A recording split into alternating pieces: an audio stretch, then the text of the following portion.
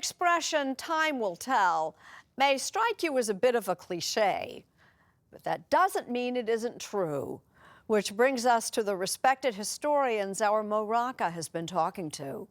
Now, this is an executive order. This is the mother of all executive orders.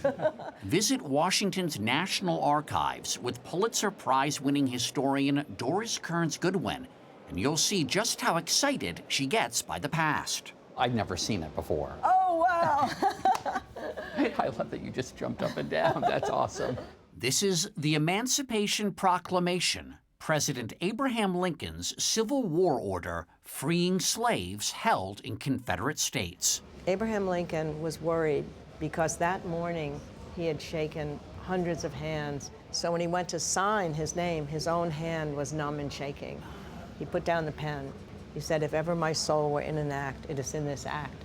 But if I sign with a shaking hand, posterity will say he hesitated." So he waited and waited, and look at that hand. It is a very bold, clear hand. It is very steady.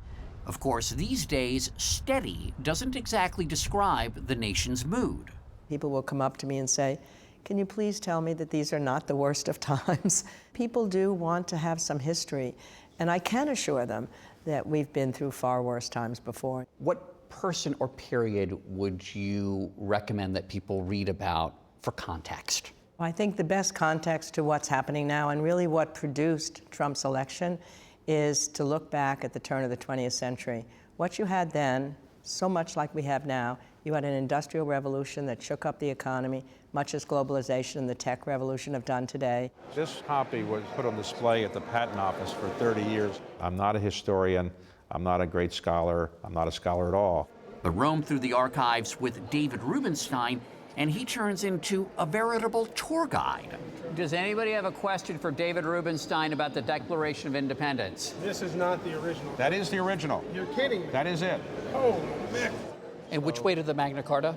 The billionaire financier is right at home here. I bought this in 2007.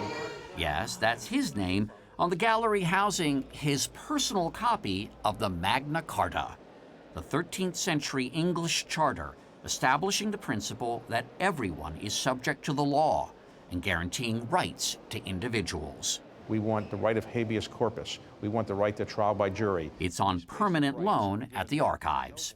This is the only copy in the United States, and I thought it was important because it was the inspiration for the Declaration of Independence and many of the things that we stand for in our country.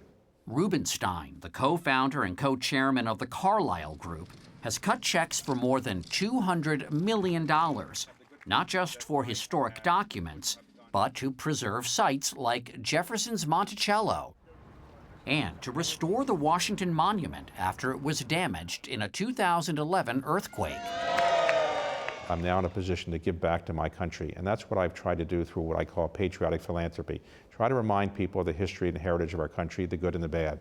Rubenstein is now sharing his love of American history with the women and men who have the power to change it, members of Congress.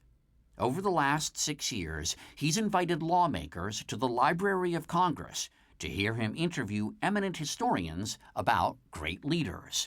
And we get between 250 and 300 people coming each time we have one of these events. About half of those are members of Congress. That's a lot of members of Congress. Yes. Some of the talks are featured in Rubenstein's new book, published by Simon & Schuster, an affiliate of CBS.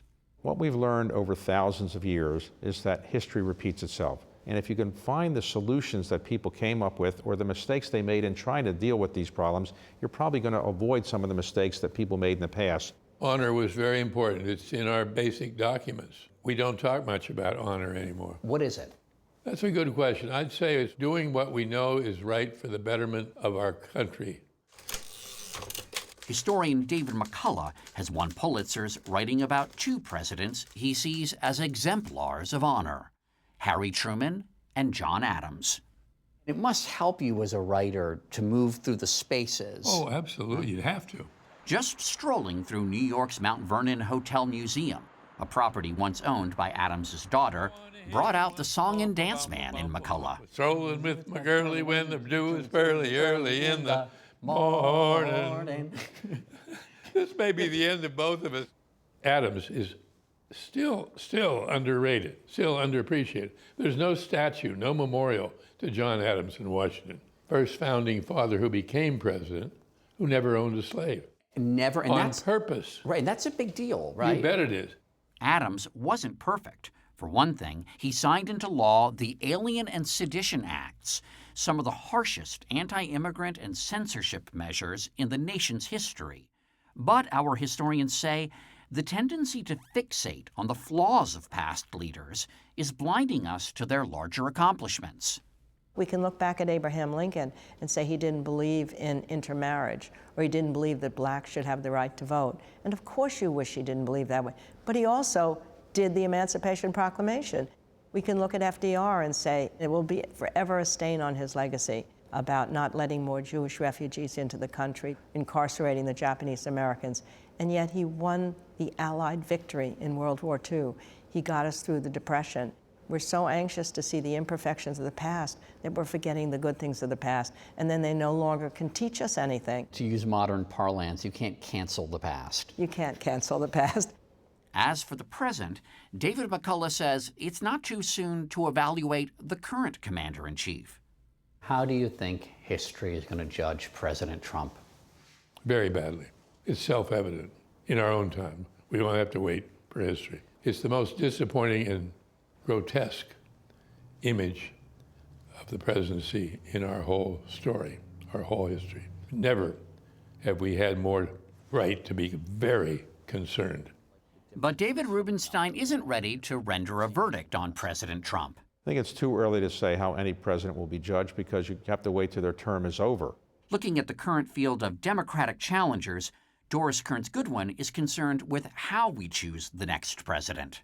One of the things that Lincoln said, even though he was good at the debates and he could speak extemporaneously, once he got to be president, he hardly ever wanted to speak spontaneously. He only wanted to wait to be prepared because he said words matter. When you're president, your words carry weight. Let me play the cynic for 1 minute here, and say, you know what? Anyone who runs for president must have a mighty high opinion of himself. Gotta be a narcissist by definition. No, they can feel a responsibility. If no one else is stepping up and saying what needs to be said or doing what needs to be done, I'll do it. That's the person you want. That's the person I want. Male, female, black, white, Asian, you name it. That doesn't matter. And for all of his concerns, David McCullough remains an optimist. And we're just getting started. That's the way I feel. 200 years is nothing.